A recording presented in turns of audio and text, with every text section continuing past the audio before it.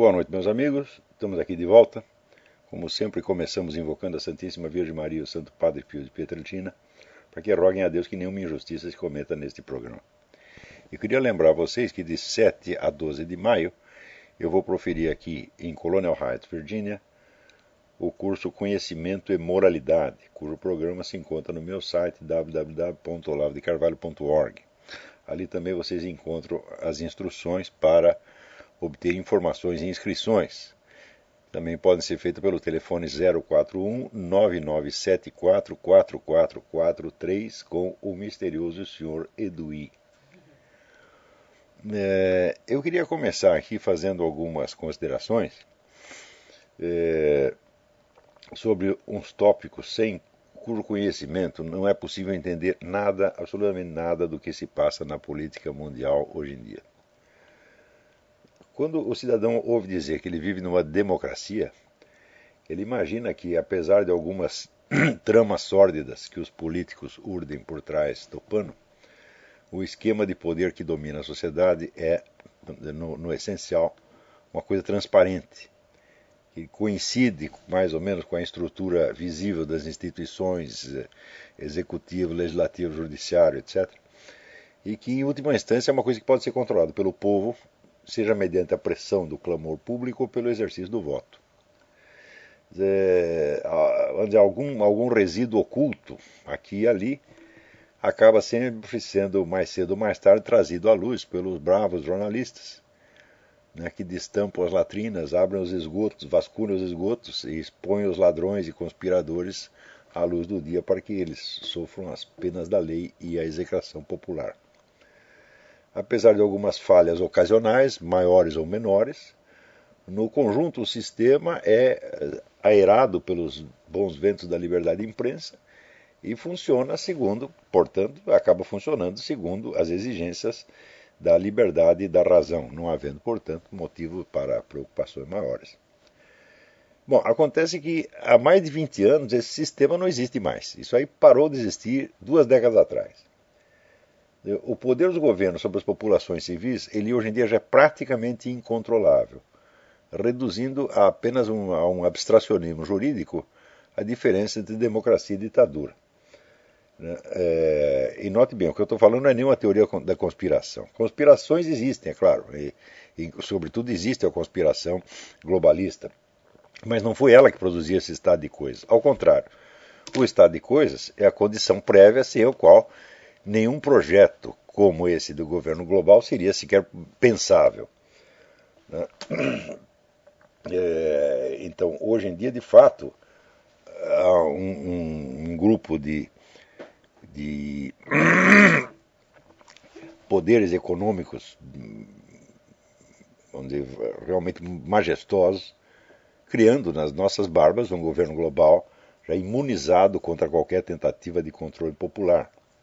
Mas não foi isso que produziu a situação. Ao contrário, a situação é que criou a condição para que isso pudesse existir. E essa situação ela resulta da convergência de 3 fatores. Quer dizer, primeiro, é algo que já vinha acontecendo pelo menos desde a década de 30, mas que nas últimas décadas, década de 30 do século passado, mas que nas últimas décadas tomou uma força extraordinária. É que a complexidade crescente da administração pública ela fornece aos governos toda sorte de instrumentos para que eles implantem as medidas que bem desejem, sem ter que passar por nenhum controle legislativo, debate popular, etc. etc. Se você for examinar uma por uma as decisões fundamentais que ao longo dos últimos 20 anos mudaram a estrutura de poder no mundo, diluíram soberanias, transferiram o poder dos estados, autoridades dos estados para organismos internacionais, você vai ver que quase nenhuma foi discutida no parlamento. Foi tudo feito através de medida provisória, decreto administrativo, portaria, decisão judicial, etc, etc. Então, se você quer implantar a medida e não quer que a coisa seja nem discutida no parlamento, nem apareça na mídia, é muito fácil. Você a implanta através desses instrumentos indiretos. Tá certo? Que ainda tem a vantagem. Primeiro, se for passar pelo controle legislativo, você vai ter meses de debate. Ao passo que uma sentença judicial, vamos dizer, entra em vigência imediatamente. Não é isso? Uma portaria administrativa, a mesma coisa, medida provisória, a mesma coisa. Eu uso a expressão medida provisória porque é o equivalente que existe no Brasil. A medida provisória tem uma duração determinada, depois tem que ser renovada. Aqui nos Estados Unidos tem um negócio chamado Executive Order, que não é provisória. Ela continua valendo, a não ser que o Congresso mande parar. Tá certo? Mas às vezes o Congresso, na maior parte dos casos, o Congresso nem toma conhecimento da coisa. Né? Nós já vamos ver alguns exemplos daqui a pouco.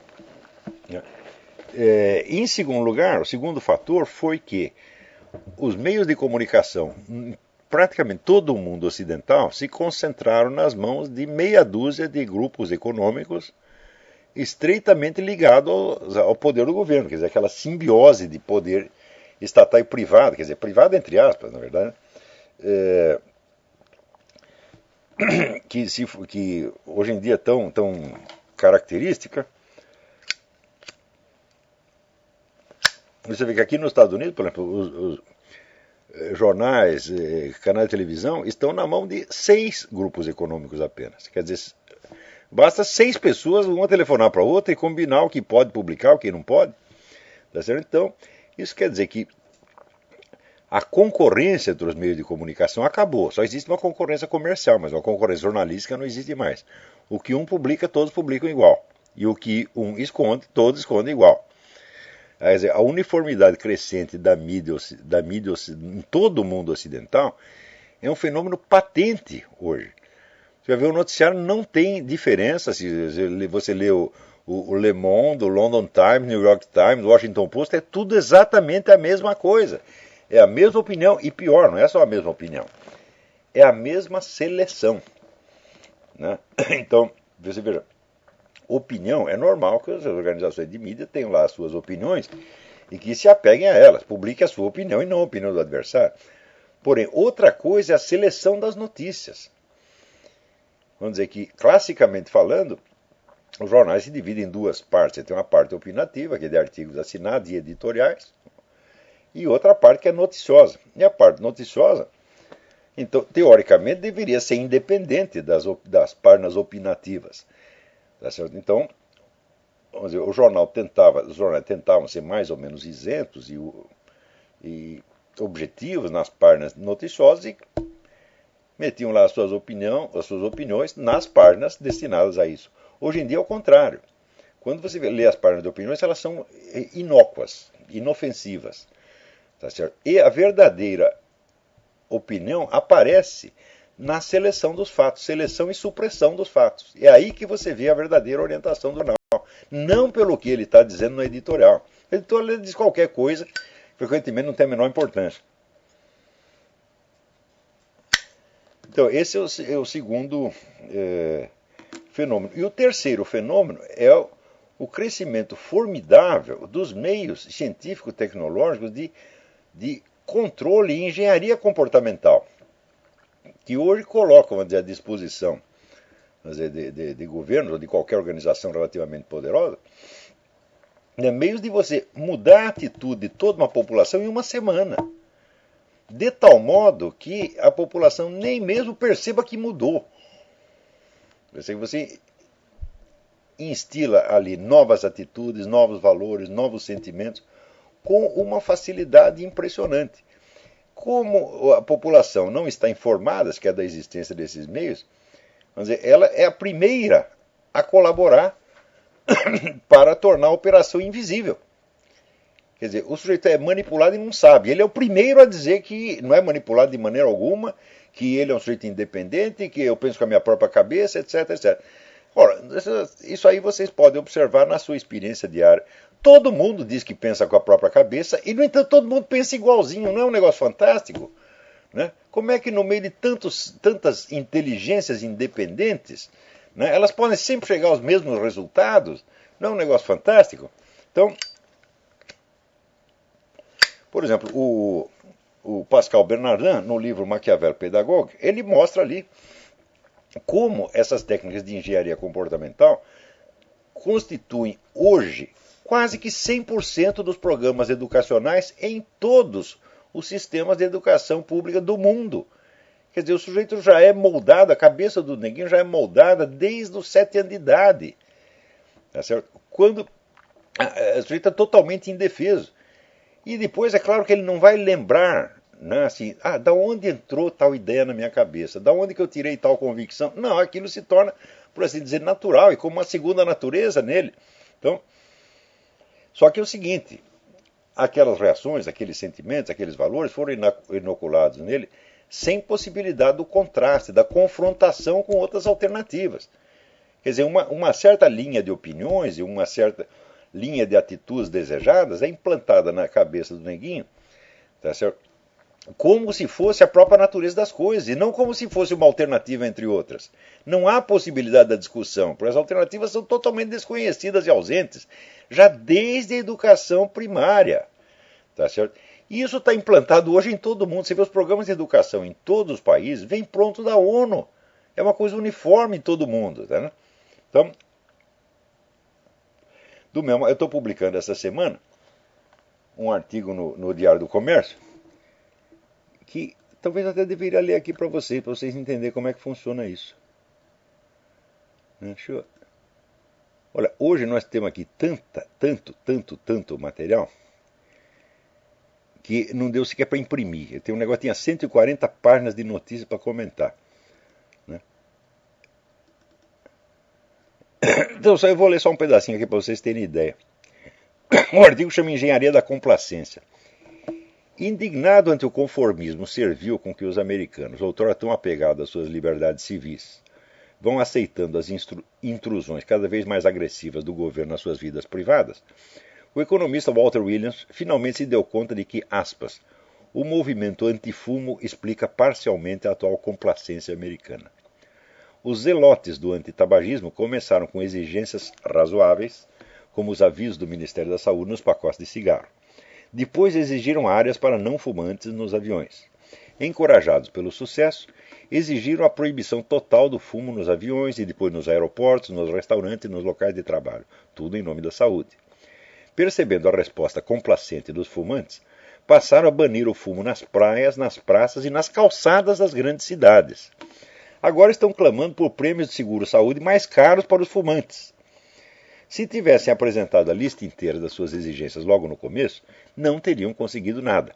Usando a cruzada antifumo como modelo e vendo os americanos tão complacentes, os zelotes e candidatos a tiranos estão ampliando cada vez mais a sua agenda. Isso é o que diz o Walter Williams. Continuo eu. Meus leitores e ouvintes são testemunhas de que há uma década e meia ou mais venho lhes explicando o óbvio. A campanha antitabagista jamais teve nada a ver com a saúde. Como era de se esperar desde o início, até hoje não se verificou em parte alguma, com a patente diminuição do número de fumantes, rigorosamente nenhuma redução proporcional da incidência das doenças alegadamente causadas pelo fumo. Mas a patente ausência dos resultados prometidos, em vez de colocar em questão as premissas iniciais da campanha e moderar a retórica antifumo, como se esperaria de mentalidades soi-disant científicas, é respondida com novas cargas de exigências cada vez mais prepotentes, mais histéricas, mais invasivas. Vocês vejam, em Nova York, por exemplo, na calçada, você não pode ficar parado fumando, você só pode fumar andando.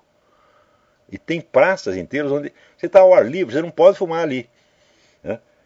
Então, o antitabagismo, como o socialismo, vive de redobrar o blefe após cada novo desmentido das suas pretensões, transfigurando em sucesso publicitário e político o fracasso crônico das metas nominais alardeadas.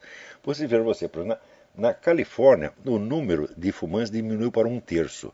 E a incidência de asma multiplicou por 4. Isso acontece em toda parte.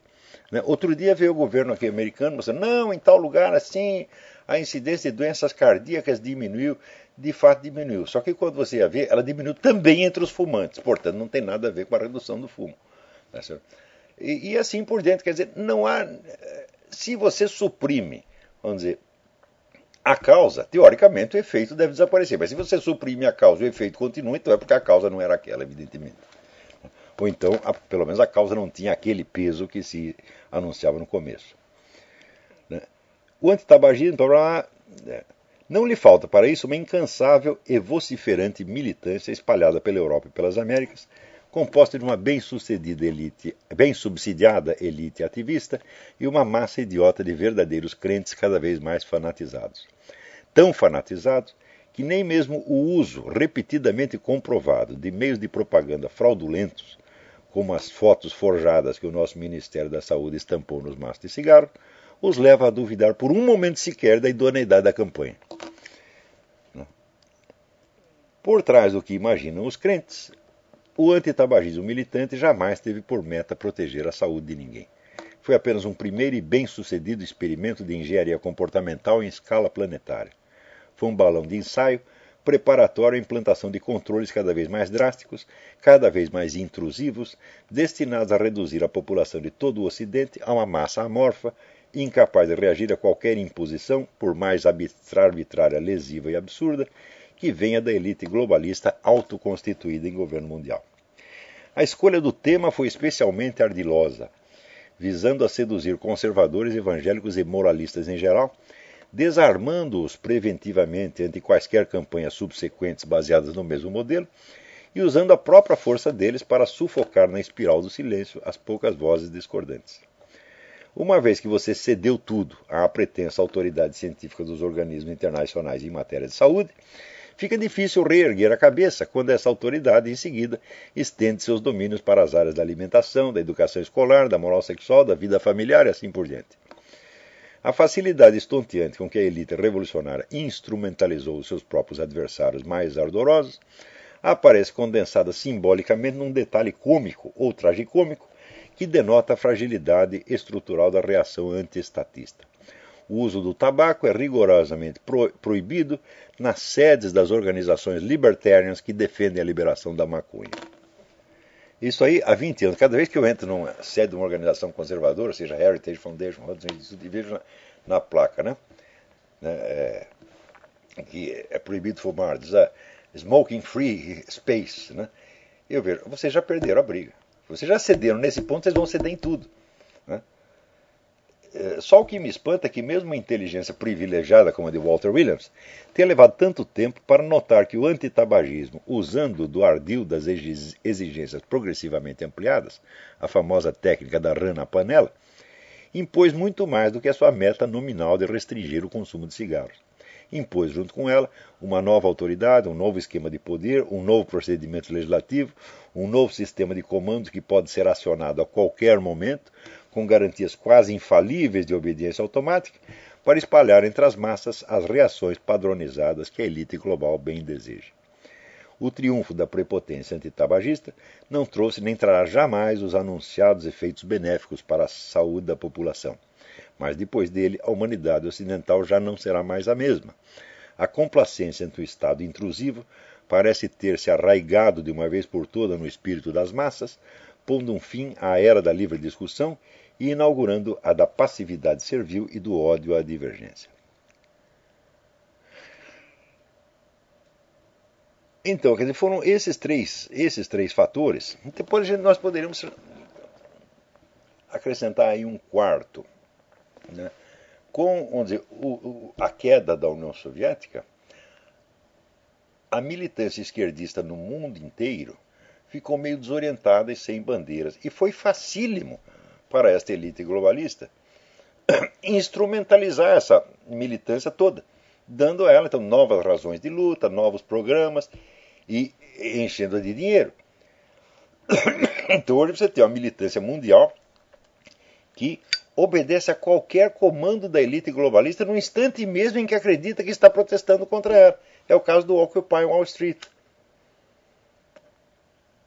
Essa é toda vamos dizer, uma massa obamista, fanaticamente obamista, protestando contra os ricos. Quando você vai ver, o Obama foi o candidato mais subsidiado por Wall Street ao longo de toda a história americana. Então eles acreditam que estão protestando contra Wall Street, quando na verdade estão fortalecendo. Isso é um fenômeno também mundial. Né? Então, nessas condições, então, vamos dizer, a implantação da tirania global é um negócio tão intenso, tão avassalador, E simplesmente para registrar a sucessão diária dos fatos, seria preciso um jornal inteiro, no mínimo, né? Com uma redação de uns 200 empregados, no mínimo. Né? E daí, quando algum leitor cobra de mim que não apenas eu noticie tudo, mas comente, analise tudo tintim por tintim, e fique enfesado quando falta alguma coisa, eu não sei se eu rio ou se choro, porque, vamos dizer, a impotência do comentarista semanal, seja no rádio ou no jornal, é assim, uma coisa patética, né? Quer dizer, não se passa um dia sem que se crie novas estruturas de poder, novos meios de controle social, novos instrumentos de manipulação psicológica, que vão ter naturalmente um impacto brutal, quase sempre destrutivo, não só na política e na economia, mas na vida privada e na mente de todos os seres humanos. Né?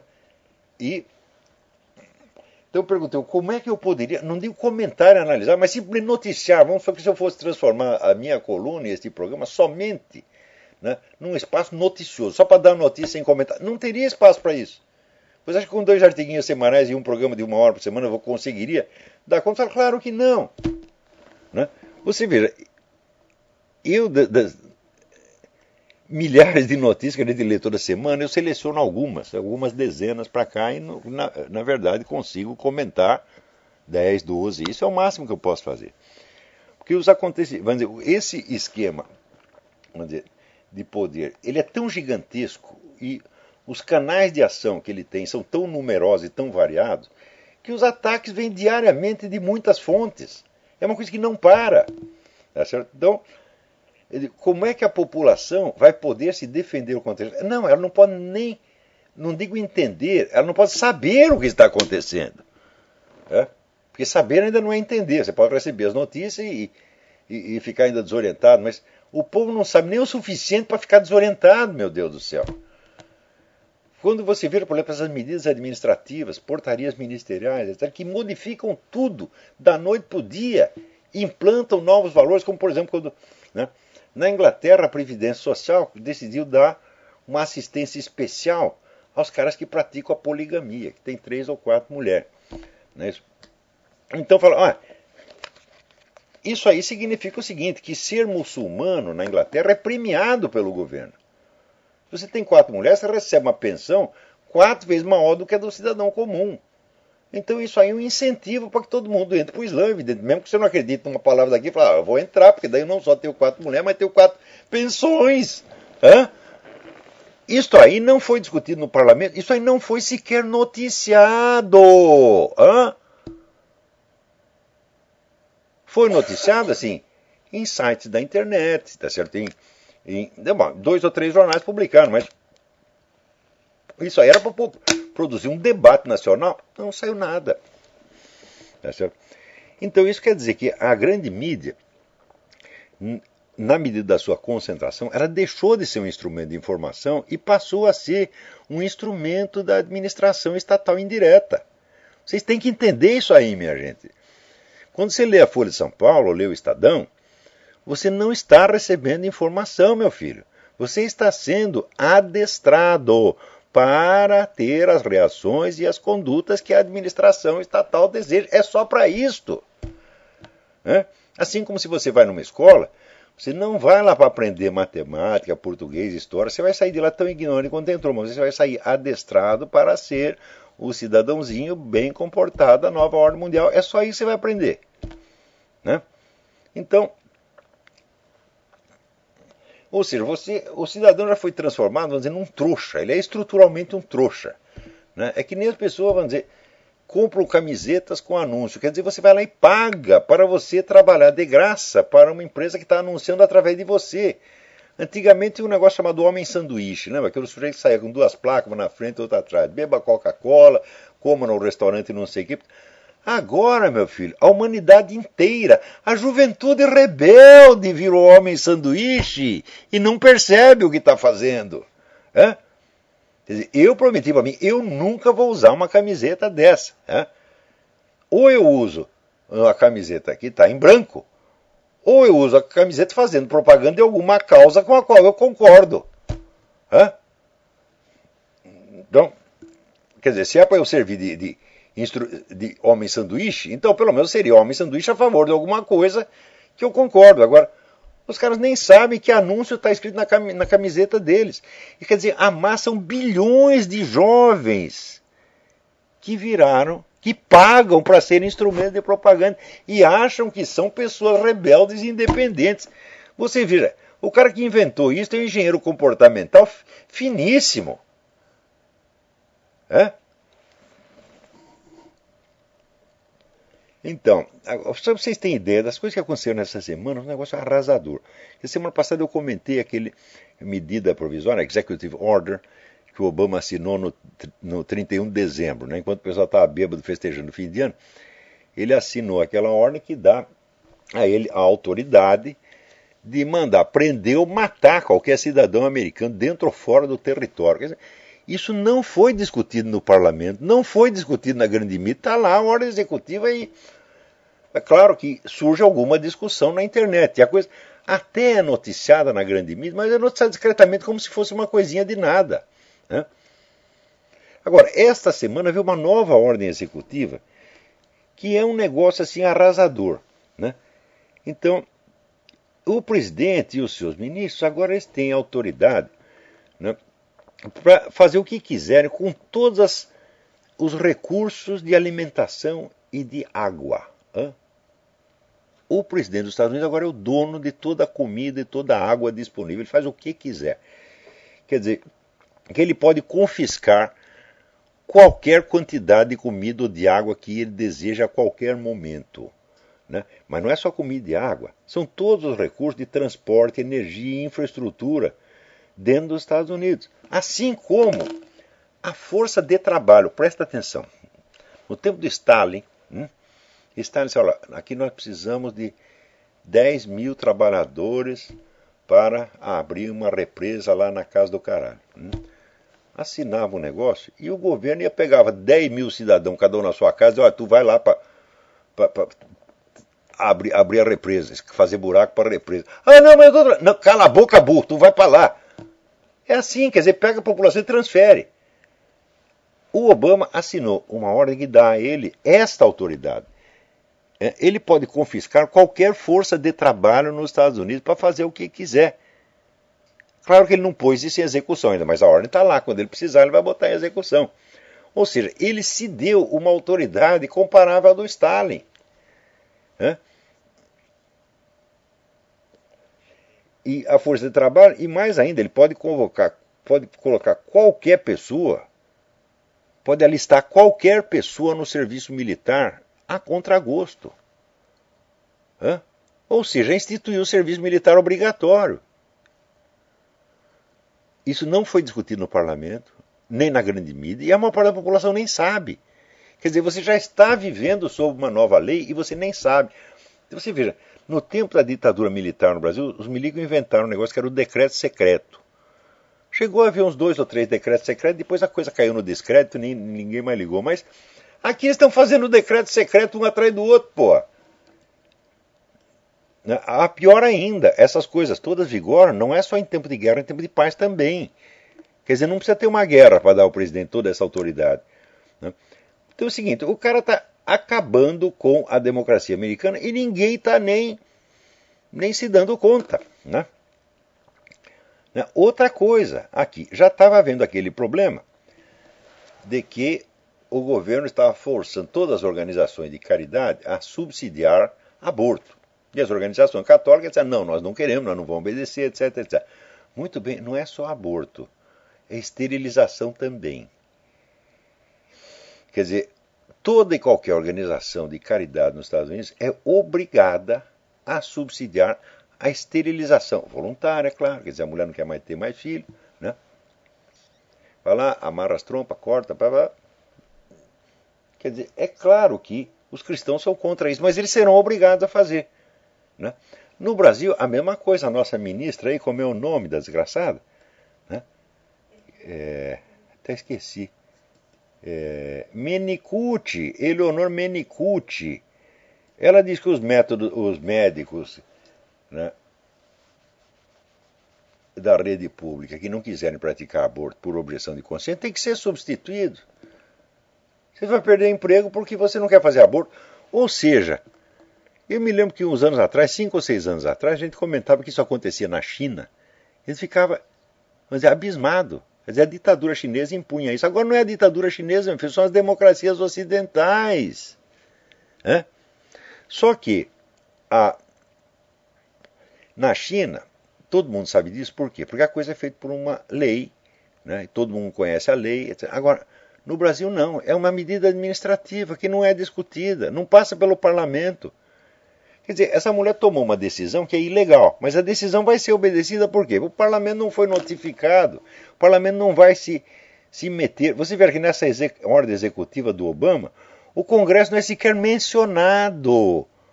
Assim como a semana passada eu comentei com o Leon Panetta, disse que agora o governo americano pode decretar uma guerra, buscando uma base legal nos organismos internacionais, sem precisar passar pelo Congresso. Então, é claro, qual é a diferença entre democracia e ditadura? É só nominal. Não tem mais. É? Agora, outra coisa, né? Esta semana fizeram aí uma enquete entre 146 jornalistas, perguntando como era o acesso deles a informações oficiais. Eles disseram, simplesmente não tem acesso. Está tudo bloqueado. Ninguém nos diz coisa nenhuma. Hã? Você veja até que ponto o governo americano controla as fontes de informação. As filhinhas do Obama foram numa viagem de férias, com dinheiro público, levando 25 agentes do serviço secreto. Hã? Tudo em avião do governo, pago por dinheiro público, né? E levando mais umas 15 coleguinhas, um negócio assim, quer dizer, uma festa. Ninguém pôde fazer cobertura da viagem. Quer dizer, o povo que paga pela viagem desgraçada não pode saber onde elas foram, o que elas estão fazendo. Ou seja, o governo, é como o senhor Obama disse, eu posso gastar dinheiro público à vontade e ninguém tem nem que perguntar onde eu estou usando. E pior, os jornalistas são complacentes com isso, porque eles todos são obamistas. Então eles estão sendo humilhados pelo governo Obama, mas eles aceitam a humilhação. Porque se a gente for contar o que está se passando, vai prejudicar a imagem do Obama, não vai ficar bem, daí a direita vai tirar proveito. Né? Falar em direita tirar proveito, esta semana, o correspondente do Estadão na França, tal de André Neto,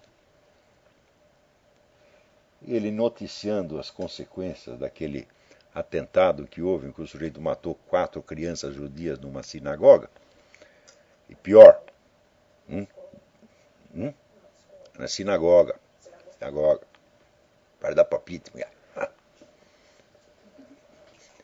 Então, e a polícia ainda descobriu que o crime foi cometido com o mesmo revólver que havia matado 3 soldados antes, portanto, o autor é alguém que adora tanto os judeus quanto adora, né, a nação francesa.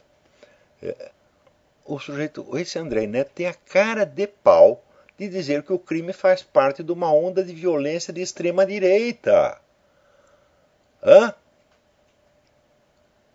Quer dizer, como é que o Estadão paga para o sujeito escrever uma coisa dessa? E sabe por que ele diz isso? Quer dizer, ele entrevista um professor de ciência política, que diz que o Sarkozy vai se aproveitar do crime, tá certo, para reforçar a sua campanha contra a imigração excessiva, porque o Sarkozy diz que tem estrangeiro demais lá, e tem mesmo, né? É uma coisa óbvia, né?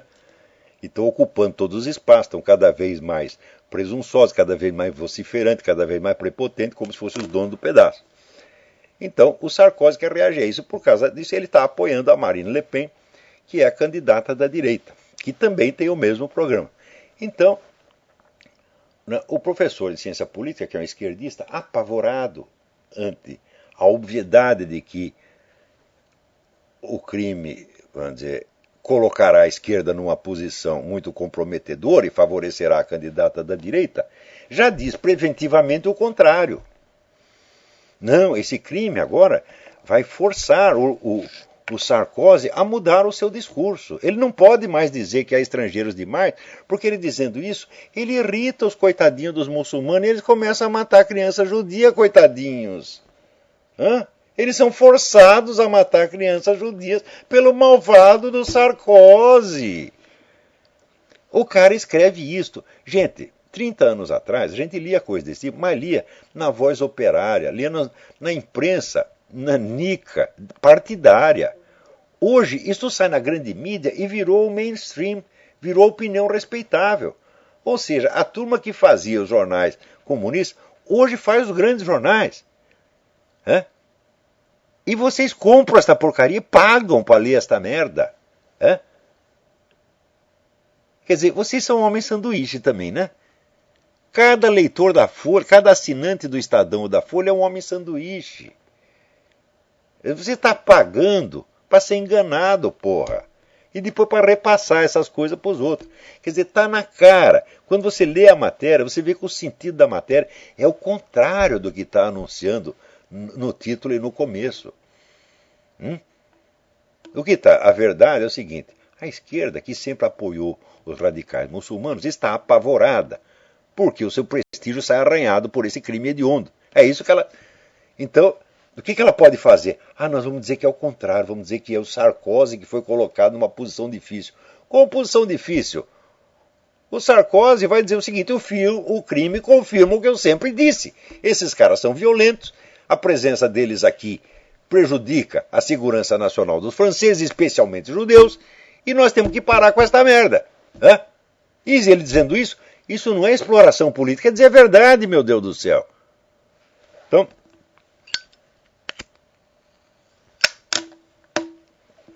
mais ainda, quando eu digo para vocês que a autoridade do governo cresceu a um ponto que Benito Mussolini ficaria com inveja. Você vê, Mussolini, no tempo dele, ele tinha que aguentar, ele tinha dois poderes concorrentes, tinha a igreja e tinha a monarquia. E ele, que era um ditador, ele tinha que ir lá, quando queria fazer alguma coisa, ele tinha que discutir para ver se o rei concordava e se a igreja concordava. Se não concordava, ele não conseguia fazer. Hoje em dia não tem mais nem isso.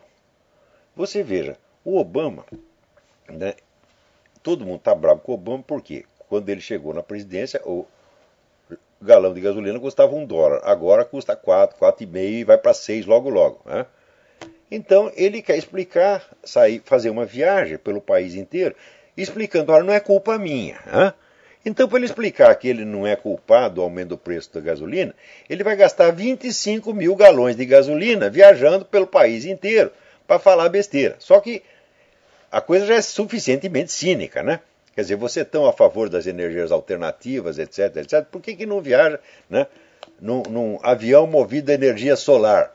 Porque não é idiota, então põe lá gasolina, né? Então,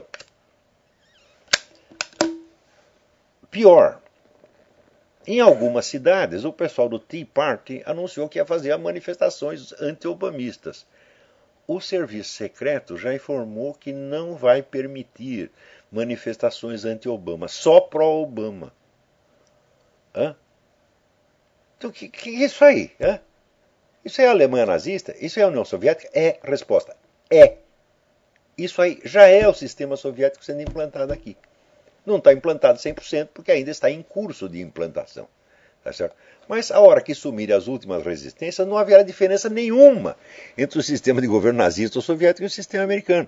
Assim como no Brasil já não existe. Né? Agora, a propaganda que vem importar é um negócio incrível. Você quer ver?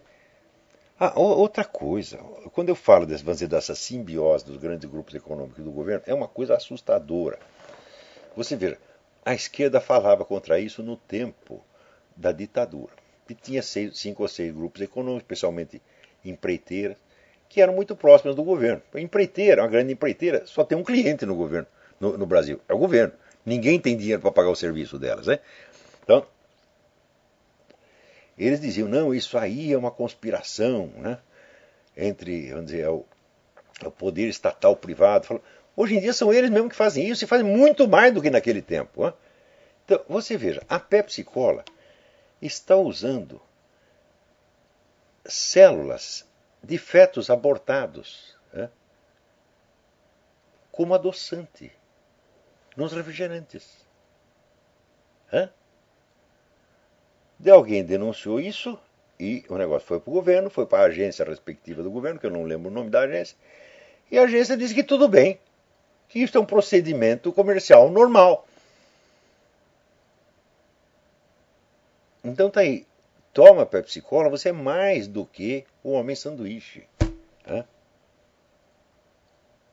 Você é um abortista terceirizado. Né? E o governo acha isso normal. Né?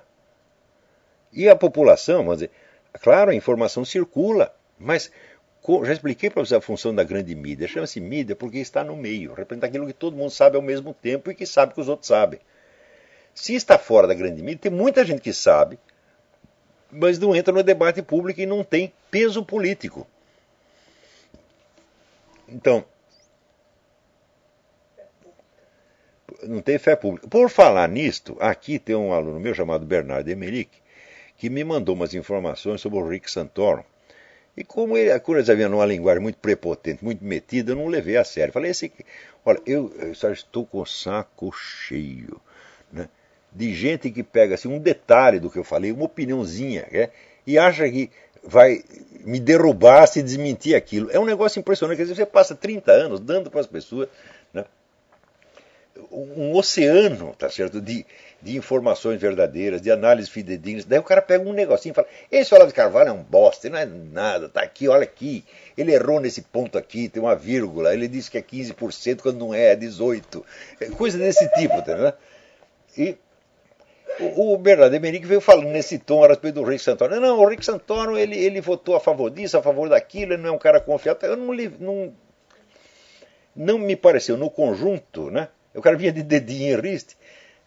Os fatos que ele alegava, no conjunto, não pareciam pesados. Dizendo, o Rick Santorum, ele votou a favor de 25 milhões de dólares para ajudar uma empresa, acho que uma empresa hidrelétrica na Coreia do Norte. Eu falei, 25 milhões? Vamos ter um pouco senso de proporções. O Brasil, que é o Brasil, que não é os Estados Unidos, acabou de dar 1,5 bilhão para Cuba, porra. Quer dizer, 25 milhões para uma empresinha lá não é nada, né? Então, e coisas desse tipo, né? Eu falei, soma tudo isso aí é nada. Bom, acontece que ele tenta encher o saco, eu decidi verificar, e daí descobri um estudo feito por uma senhora chamada Kelly Nelson. Kelly escreve K-E-L-L-E-I-G-H, né, que é uma militante cristã conservadora aqui, e ela fez um estudo, não com um ou outro detalhe sobre o Rick Santorum, mas acompanhando a linha inteira da carreira dele. E você vê, de fato, o neguinho tem rabo preso. Então, quer dizer, todos os candidatos têm rabo preso. Todos. Não tem nenhum que está livre. Né? Então, para compensar, esta semana aconteceu uma coisa relativamente boa. Que é o seguinte, eu dizia, se o candidato republicano for o Mitt Romney, o Obama vai ganhar. Porque existe muita resistência contra o Mitt Romney dentro da área republicano conservador. Então os caras vão ficar com preguiça de votar, assim como no Brasil o pessoal ficava com preguiça de votar em Zé Serra, né? Zé Serra contra a Lula, fala, eu não vou sair daqui para dar, né, voto para um bunda que nem o Zé Serra. Então, quer saber? Que se dane, né?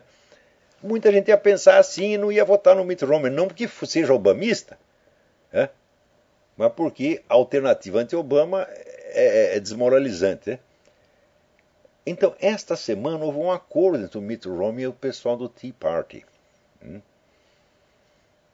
Então, o Tea Party passa a apoiar o Mitt Romney, o qual obteve uma vitória grande em Illinois. Então, isso significa o seguinte, a partir desse momento, o Romney se tornou um candidato mais viável.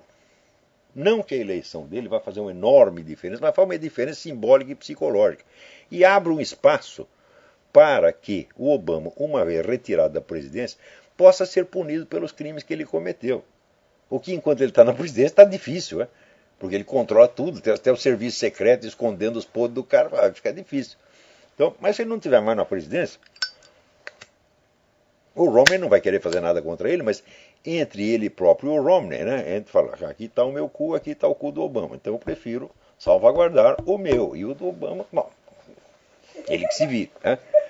Então, isso quer dizer que o Obama saindo da presidência, ele não escapará da punição. Porque hoje mesmo apareceu uma entrevista do xerife Joe Arpaio dizendo o seguinte, aquilo que eu disse na outra entrevista à imprensa foi nada. Nós temos aqui toneladas de informações horripilantes, tá certo, sobre o Obama. Quer dizer, ainda vem mais merda por aí, você tá entendendo?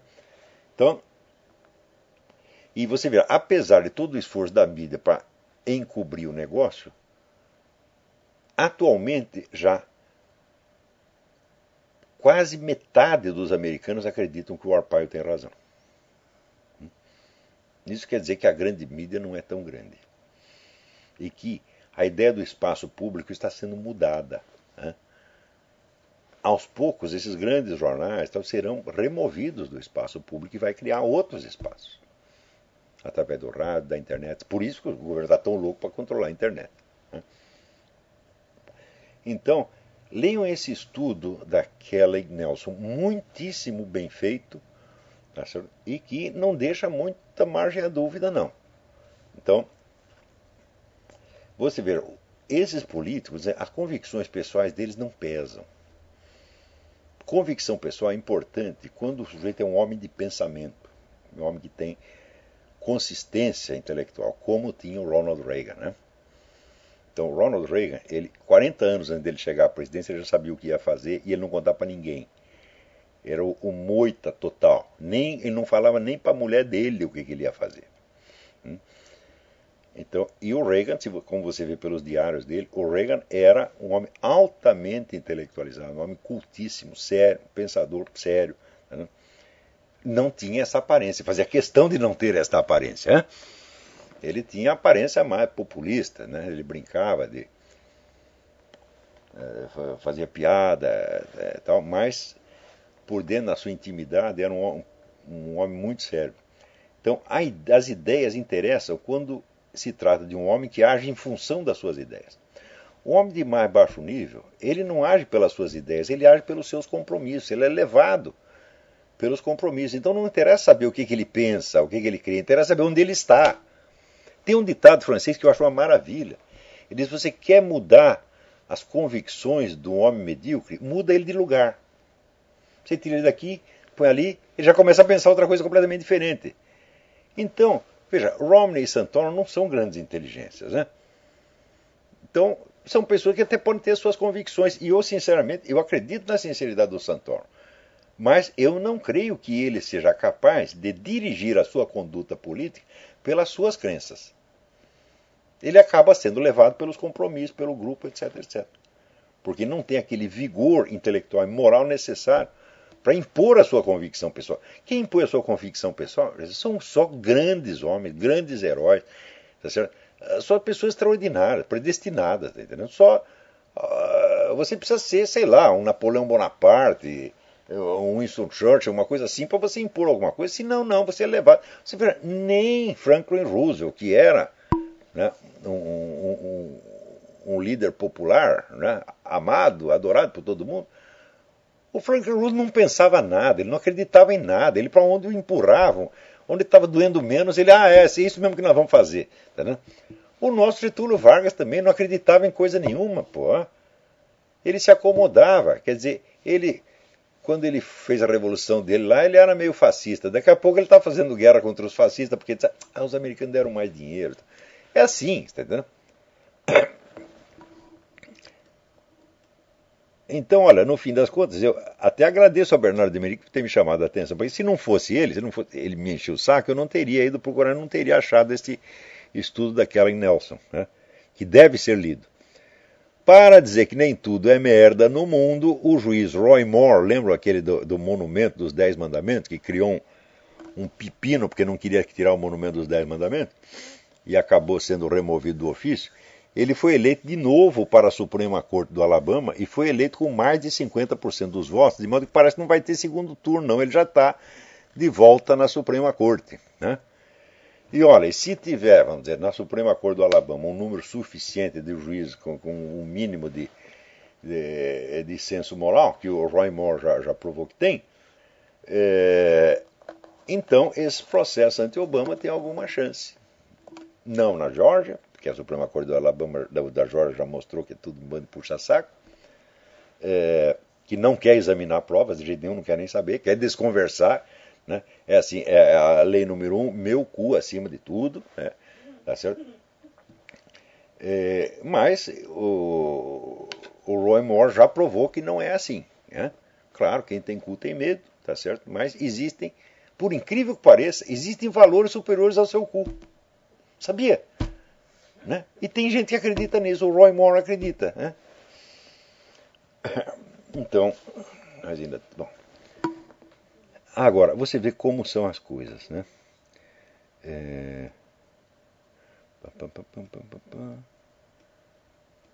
Esta semana, o Estadão noticiou que o general Barbosa Machado, como é que chama? Barbosa Machado? Eita, agora. Ou Machado Barbosa, não sei. É o comandante da região sudeste. Fez lá uma conferência na TFP e disse que ele falou mal do movimento dos reservistas, aqueles que assinaram aquele manifesto. É tudo mentira, gente. Ele não falou nada disso. A coisa não é. Foi totalmente distorcida para criar intriga entre os oficiais da ativa e da reserva. Eu estou dizendo para você que mídia não tem nada a ver com informação, gente. Eu estou dizendo para você. Alerte as pessoas. Não leiam o Estado, não comprem o Estado. Não, você pode até ler na internet, mas não compre, não dê dinheiro para essa gente. Não assine a Folha de São Paulo. Então,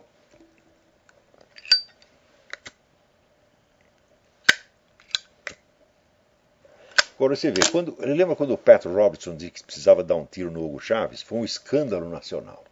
Ele não deu tiro nenhum, ele só disse que precisava, que seria bom alguém dar um tiro no Hugo Chávez. Eu só discordo, porque um? Porque não dois, Então, outro dia eu assisti um filme que tinha lá o instrutor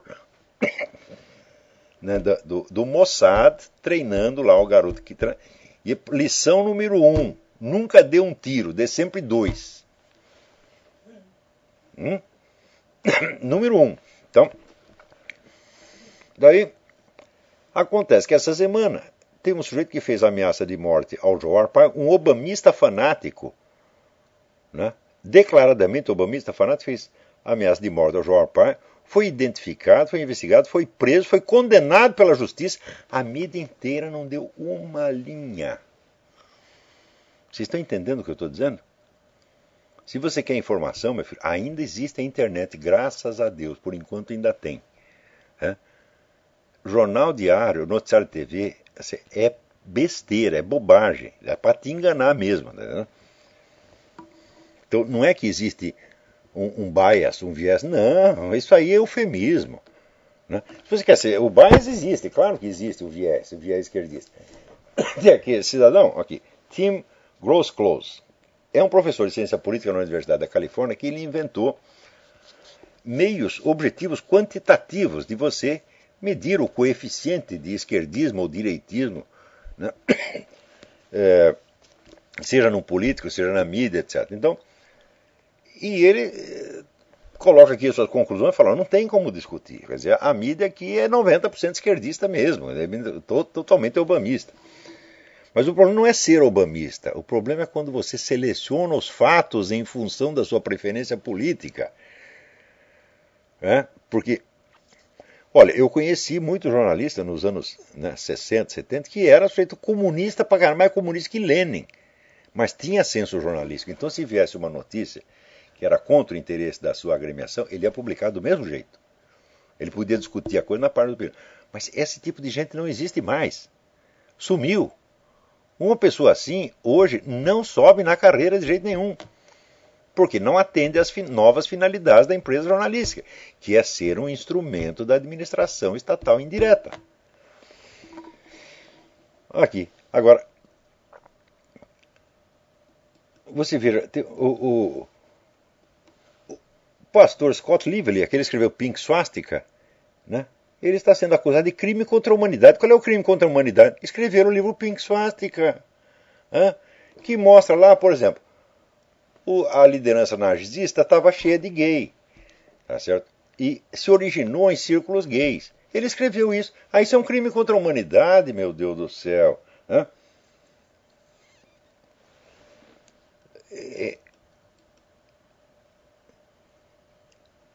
Agora, para você ver como as pessoas estão despreparadas para lidar com essa situação, esta semana o editor incumbido de divulgar o trabalho do Andrew Breitbart e prosseguir as investigações, que é o Ben Shapiro. Ben Shapiro, ele é um sujeito muito jovem, ele ficou famoso porque que ele, quando estudante, escreveu um livro sobre lavagem cerebral nas universidades. O livro foi um sucesso. Ele tinha o quê? 18, 19 anos quando fez isso, né? Um livro muito bem escrito, muito bem documentado. E daí ele virou editor da firma do Breitbart, né? E agora o Breitbart morreu, sobrou na mão dele para ele fazer. Ele disse o seguinte: nós não vamos investigar essa questão dos documentos do Obama, porque primeiro eu não acredito, segundo que se for verdade, não tem peso no debate político. Veja, está jogando tudo só pelo aspecto eleitoral. Então, como isso não vai pesar eleitoralmente, eu não vou me dedicar a isso. Eu digo, escuta, mas eleição é só um pedaço do jogo de poder, um pedaço ínfimo do jogo de poder. Né?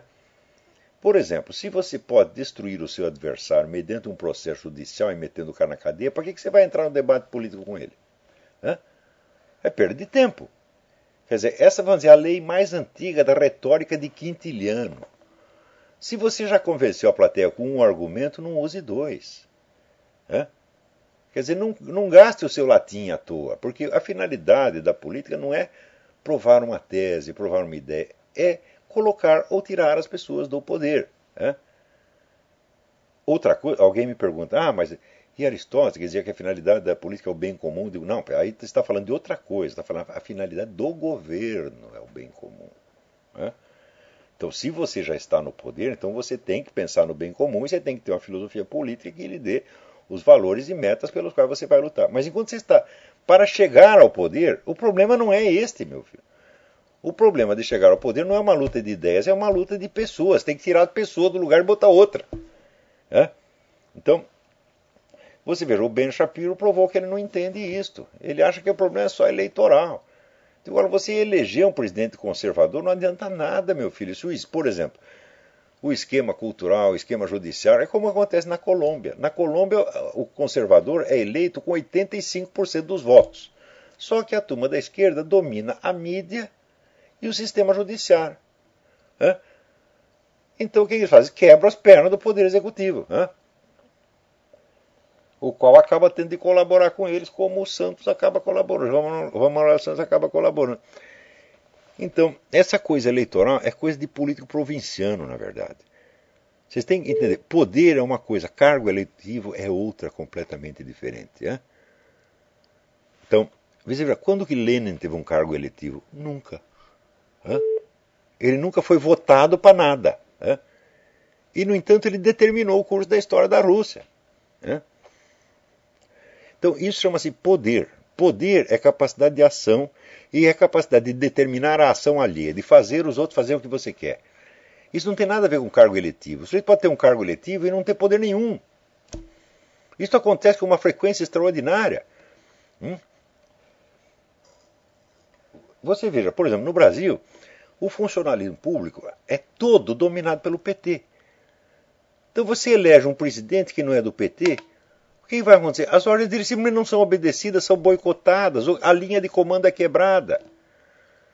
Então, poder é um negócio material, gente. Depende da ação humana, não depende de cargo. Não é uma coisa nominal. Quando é que vou entender isso, meu Deus do céu? Tá difícil, hein? Então, aqui, o nosso tempo acabou. Até a semana que vem. Muito obrigado.